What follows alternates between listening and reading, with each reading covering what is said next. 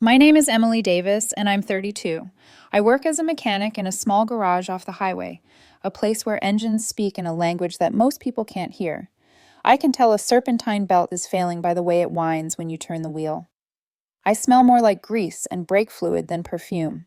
I keep cash meticulously organized in envelopes labeled rent, groceries, tools, and emergency. Do not touch. No one touches them. I grew up in a family that taught me to be quiet, dependable, and invisible unless I was solving someone else's problems. My younger sister, Jenna, has always been the favorite. Mom calls her our little star, and Dad has a nickname she adores, Jetette. She flies across the world, posts selfies from airports, captions them with catch flights, not feelings, and somehow always ends up texting the family to pick her up because Uber feels unsafe. Guess who shows up? I grew up with my hands on engines, my head under other people's plants, fixing things before anyone realized they were broken. If a cousin needed moving, I was the U-Haul. If Dad's mower died, I was the parts store.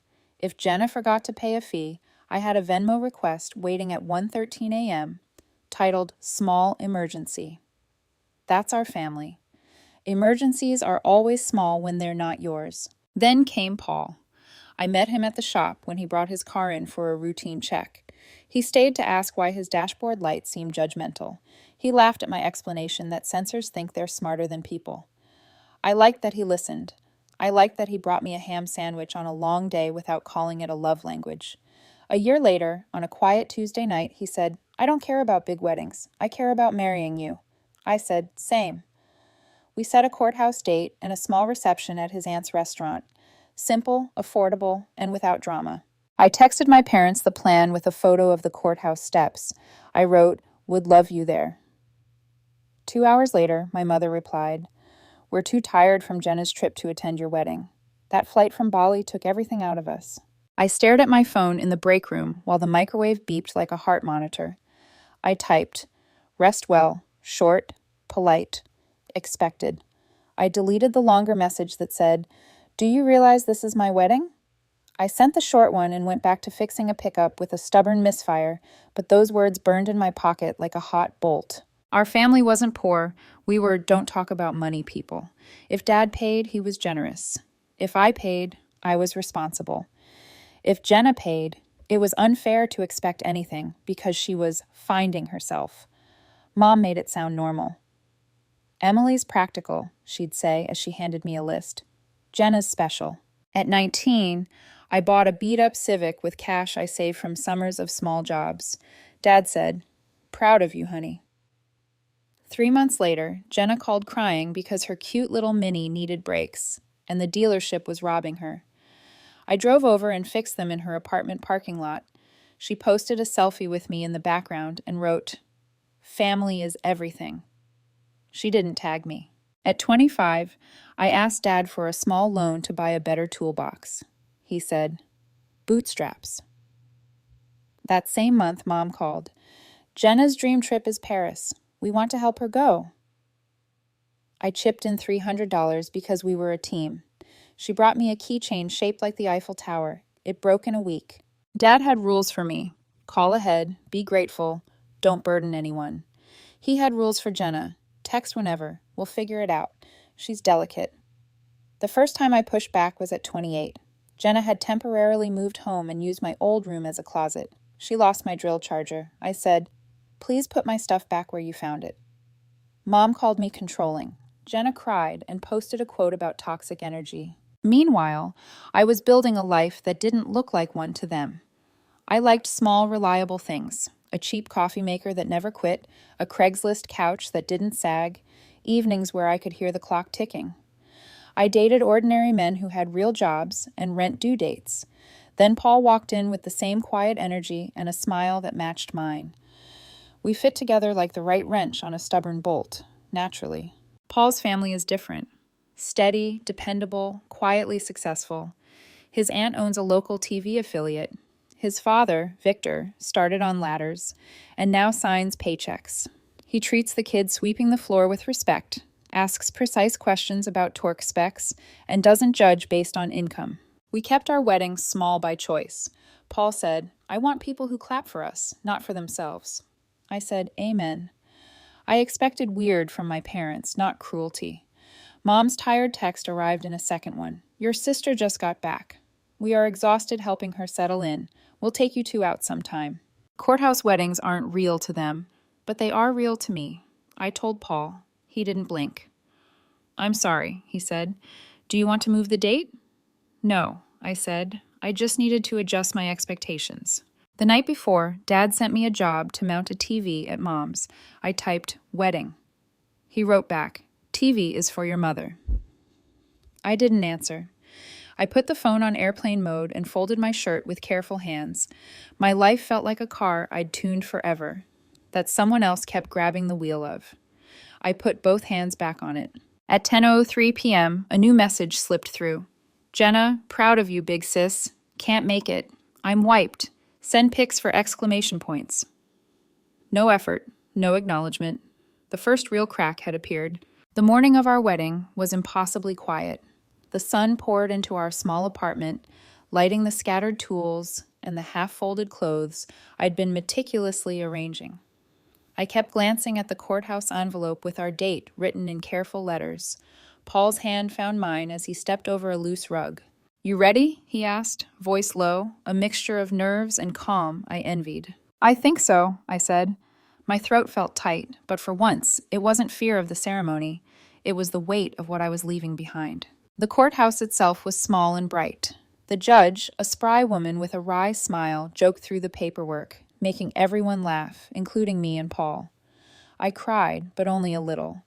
My eyes were full of the relief and clarity that comes when you choose someone deliberately, against the tide of expectation. Afterwards, we walked to Paul's aunt's restaurant for the reception. Simple, familiar, and exactly what we wanted. We didn't expect it to be on camera. 5 cameras, a drone, and a production crew bustling through the background. It was background ambiance for the aunt's local TV feature. Paul shrugged. "Let them roll," he said. "We're eating ravioli. No one cares about the rest." But my parents did. I felt my phone vibrate, a series of rapid pings that grew into an almost unbearable alarm. 85 calls, 92 missed notifications by the time we cut the cake. Mother, father, Jenna, even Aunt Leia. They all wanted something from me at once. I didn't answer, not once. My hands held Paul's. We shared a glance that said, "Let's keep this ours." The breaking point wasn't the cameras. It wasn't even the missed calls. It was the realization that my family only acknowledged me when there was a lens pointed in my direction. When it was inconvenient, I didn't exist. Paul's family, on the other hand, flowed around us like a calm current. His aunt hugged me and whispered, "Welcome to the loud side of the family." Victor, his father, shook my hand firmly, a silent affirmation of the life we were building together. Back at the restaurant, I watched the segment online that evening. 20 seconds of smiles and clinking glasses, a fleeting glimpse of a life I was finally allowed to claim. My phone rang incessantly. Unknown numbers. Mother, father, Jenna, Aunt Leia. 85 calls. I didn't pick up. Paul poured coffee. We sat on the small porch, quietly sipping, while the chaos of expectation hummed like an engine outside our bubble. Aunt Leia from Paul's side sent a text. "I saw you on TV. You looked happy. Proud of you. Call me when you want." I replied with a heart. By late afternoon, the tone from my own parents changed. "Father, we need to discuss finances. We assumed you'd help with Jenna's loans once you're elevated."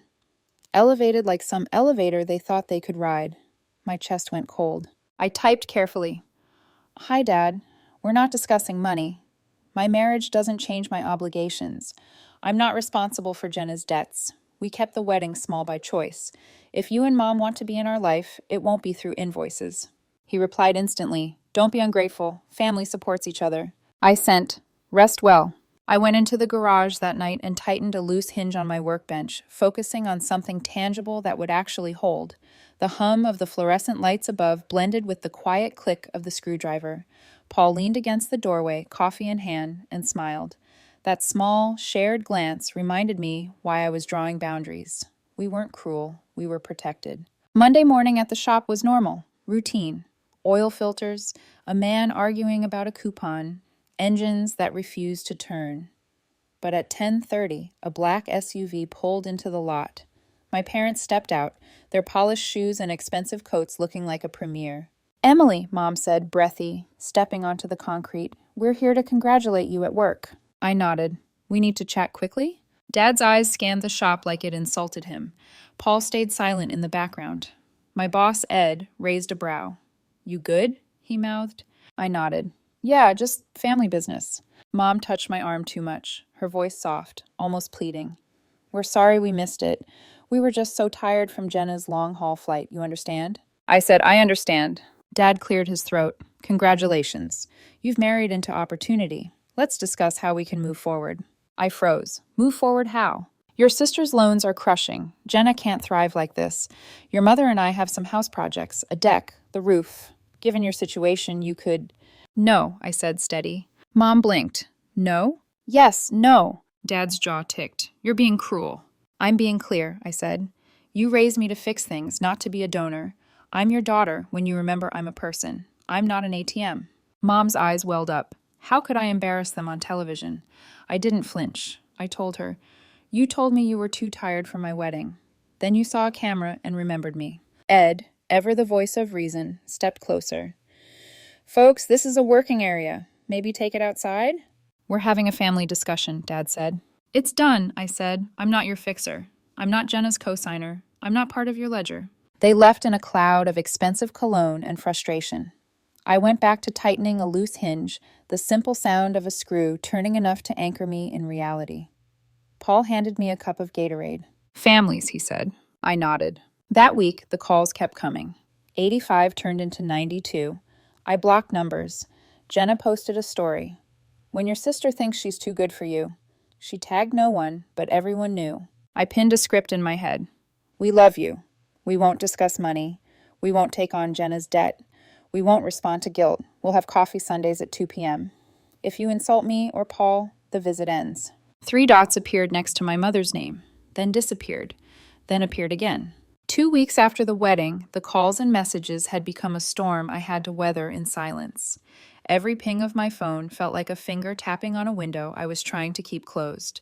I had grown used to putting family first, but that version of loyalty had limits. I had chosen Paul, our home, and our quiet life over their constant demands. On a Tuesday morning, Mom texted, "We expect Thanksgiving at our house. Dress nicely." I typed back calmly, "We'll be at the diner at 2 p.m. If you want to join, that works." She replied, "Tradition matters." "So do people," I answered. I didn't add exclamation points. No emotion beyond the clarity of the boundary I was claiming. The diner was a sanctuary, neutral ground. Cold turkey, watery gravy, canned cranberries, comfort food that tasted like relief. Paul and I sat quietly, choosing to let the world move around us.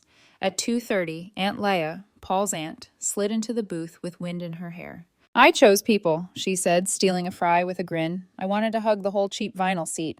It was a small gesture, but for the first time in weeks, I felt weight lift off my shoulders. Choosing people over expectation felt revolutionary. Then came December. A letter arrived, addressed to Mr. and Mrs. Foster. Inside, an invoice printed like a wedding invitation, itemizing family obligations, Jenna's student loan minimum, roof repairs, Christmas fund. Total due, $1,300. No note, no warmth, just a due date. I took a photo and sent it to Dad with a simple caption, "Boundaries apply." Then I shredded the letter. The slow, satisfying noise of paper yielding to the shredder felt like reclaiming air I hadn't realized was trapped. A week later, Mom called from a new number.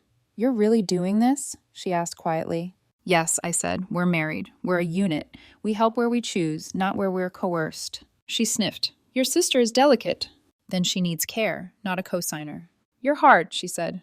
"No," I replied. "I'm clear." Spring came, slow and deliberate. The calls thinned. The guilt-laden texts shrank from paragraphs to dots to nothing. Jenna posted less about vacations and more about work. I didn't try to decode it. I had decided not to. One Tuesday, Mom requested a meeting alone. We met at the diner because I am consistent, if nothing else. She looked tired, not from jet lag, but from pushing on a door that wouldn't open. I miss you, she said. I'm here, I said. We were wrong not to come to your wedding, she admitted. I thought you'd forgive like you always do. I nodded. I forgive. I also changed the rules. She took a breath. Your father won't apologize. I figured. He doesn't need to say sorry to make this work. He needs to stop sending invoices. Her smile was thin, humorless. That was his idea, not hers. We sat in quiet agreement for a moment. The waitress refilled our coffee without asking, the kind of gesture people make when they've decided someone belongs to them. Jenna's angry with you, Mom said finally. Gravity makes her angry too, I said lightly. I'm not moving. You've become hard. I've become clear. This wasn't punishment, it was protection. Protection for me, for Paul, for the family I was building that didn't run on debt or manipulation. The following Sunday, Mom and Dad showed up at 2 p.m., late, but present. Dad shook my hand like it was a test. I let mine be steady. We ordered comfort food. No money was mentioned. Jenna didn't come. We talked about the cracked sidewalk outside their house and the shop. Normal, small talk that felt monumental in its ordinariness. At the end, Mom asked to see a photo from the wedding. I showed her one. She touched the screen like it was fragile, checking if the glass was real. It felt symbolic, like a silent acknowledgement that some things mattered, without invoices attached. Back home, I pulled out the do not touch envelope. It had more in it than before, not because of anyone else's money, but because it represented breathing room. I added a $20 bill and labeled it Boundaries Fund. I put it back and locked it away. The world outside our home still tried to pull me back, to make noise over clarity, but in Paul's presence, life was steady, manageable. I was married now. Our apartment had 2 toothbrushes, a calendar that tracked only our plans, and space for breathing. I had learned something simple. Forgiveness isn't always fireworks. Sometimes it's a torque wrench. Click. Tight enough. Enough to hold a life together and nothing else. Summer arrived quietly, the heat pressing down like a weight we didn't notice until it lingered in every corner. Paul and I had settled into our rhythm. Work, meals, quiet nights, but the world outside our apartment never stopped trying to test the walls we'd built. It started with an unexpected message. Paul's ex-girlfriend, Clarissa, reached out casually. Hey, I heard you two got married. Congrats, I guess. Paul's thumb hovered over the reply. Don't feed it, he said. I nodded, but the words gnawed at me. I didn't know Clarissa well, but I knew enough. She was meticulous, charming, and used emotional breadcrumbs to get attention. That weekend, she appeared at Paul's family restaurant. Just visiting, she called over her shoulder, waving like she belonged. Her presence was a silent challenge. Paul's father gave a polite nod, his eyes flicking to me briefly, but I caught the tension in Paul's jaw. I smiled through it. Welcome, I said, cool and measured. But inside, a storm swirled. Clarissa wasn't there for a meal. She was there to unsettle, to test the invisible lines Paul and I had drawn. Paul pulled me aside. She's not worth it, he said. I've handled her for years. Don't let her in. I inhaled, letting the words settle. Handled her for years. That wasn't reassurance. It was a warning of the patience required. Later that evening, my phone buzzed. Another family text from Mom. We need to see you about the driveway. It's cracking again. I stared at the message. Our boundaries were being tested in every direction. Past relationships, parental expectation, small demands disguised as concern. I typed carefully. We'll inspect it next weekend. Today is our time. I sent it before I could second-guess the firmness in my tone. Paul squeezed my hand. Boundaries, he said. Boundaries, I echoed. The following week brought an even heavier push. Jenna sent a private message to my phone, filled with veiled guilt. Mom said you're being difficult. Can't you just help this once? I read it over and over, letting the old patterns rise. The daughter who always fixed, the sister who always gave. Then I typed slowly, no. I'm not responsible for other adults' debts or manipulation. Please respect that. It was a small declaration, but it felt monumental. Each refusal was a brick in the wall I was building. Not walls against love, but walls to protect the life Paul and I were shaping. Then came Clarissa's next move. She called Paul while I was in the room, her voice sweet, calculated. I just want to make sure you're okay. Are you happy? Paul's face tightened. I'm happy with Emily, he said firmly. I watched him carefully, not because I doubted him, but because this was a test I had to pass. Not for him, but for myself. I wanted to remain unshaken, confident. unflinching. Clarissa didn't respond for a beat, then laughed lightly, dismissive.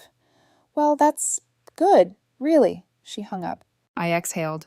Paul pulled me close. You handled that perfectly, he whispered. She wanted a reaction. And I hadn't given one. That weekend, we hosted a small brunch at our apartment, inviting only Paul's immediate family. It was warm, filled with laughter, and a reminder that not all family interactions had to be tests. Even Aunt Laya brought extra pastries with a wink. For boundaries, she said. During brunch, my phone vibrated silently. A new invoice had been sent.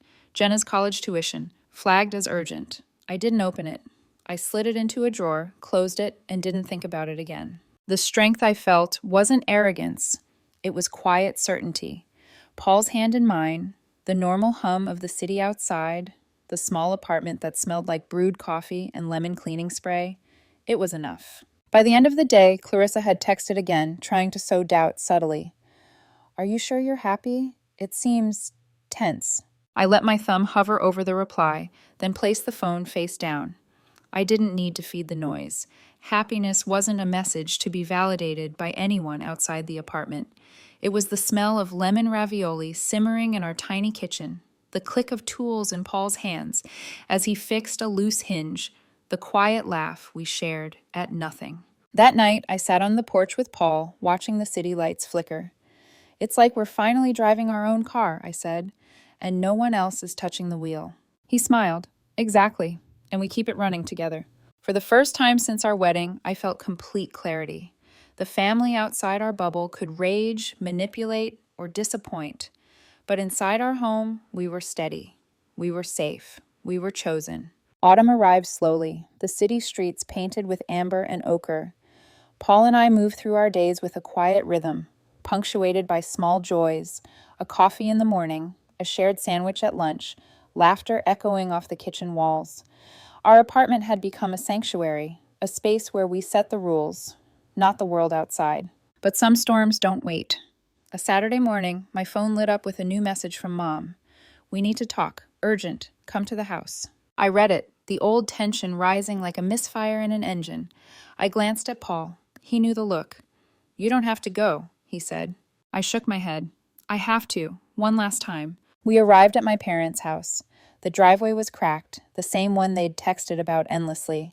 Mom was standing by the door, hesitant, tired, her hands twisting a scarf. Dad leaned against the frame, arms crossed, eyes guarded.